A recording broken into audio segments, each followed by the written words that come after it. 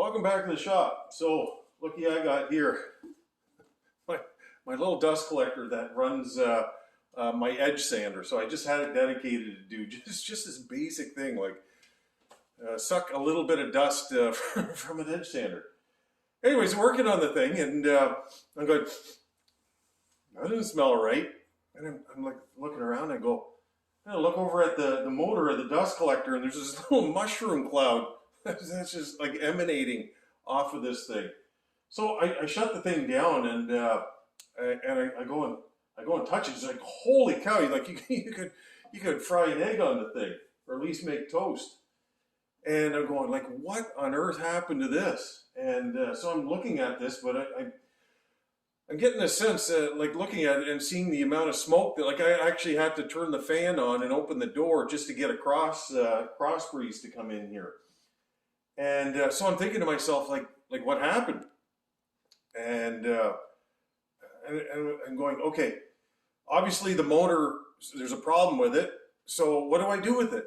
I'm going, okay, I got to take it. Something's definitely wrong with the motor. So I'm going to take the motor off, maybe send it to the motor shop, have them look at it. I'm thinking, these dust collectors are $350 for a new one, maybe $400 now. But there's lots of them on Marketplace, and you could probably buy one for maybe $100 and a quarter for the same thing. So I'm thinking, that's not worth sending this thing off to the motor shop for that kind of work, because I know it's going to be more money for them to even do anything, especially with the amount of smoke that came out of it. So I'm going, this thing's toast, but I want to find out what actually happened to it. So I took the thing apart, and like all the field windings in here, look at that. It's just all toasted in there. Like all the wires just got melted right off of this. Actually on both ends of it. So I go, okay, well, what actually caused that to happen? So I got a hold of this thing, and it's still pretty warm, but it's that front bearing. It's seized. It's complete. Well, I can turn it, but you can just feel it's crunchy in there. So that was the failure on this thing. Was this thing went, and then when that did, it started to put stress on the rest of it, and it's trying to turn this thing in the field windings, and in doing so, it basically fried the inside of this here.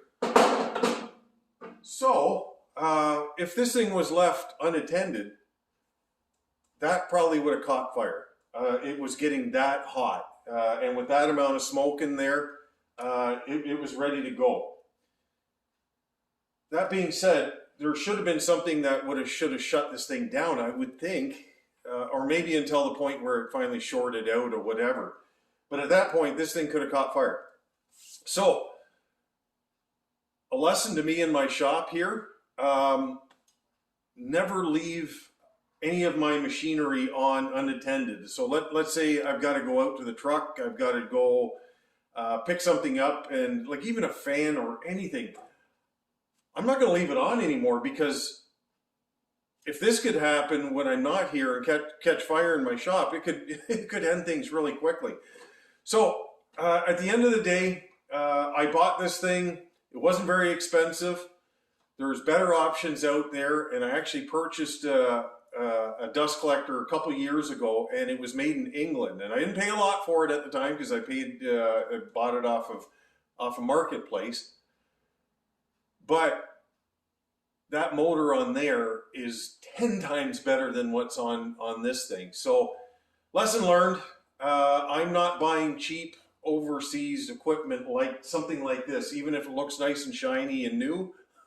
These things are crap. Anyways, lesson learned. Maybe you can learn from me and not do that.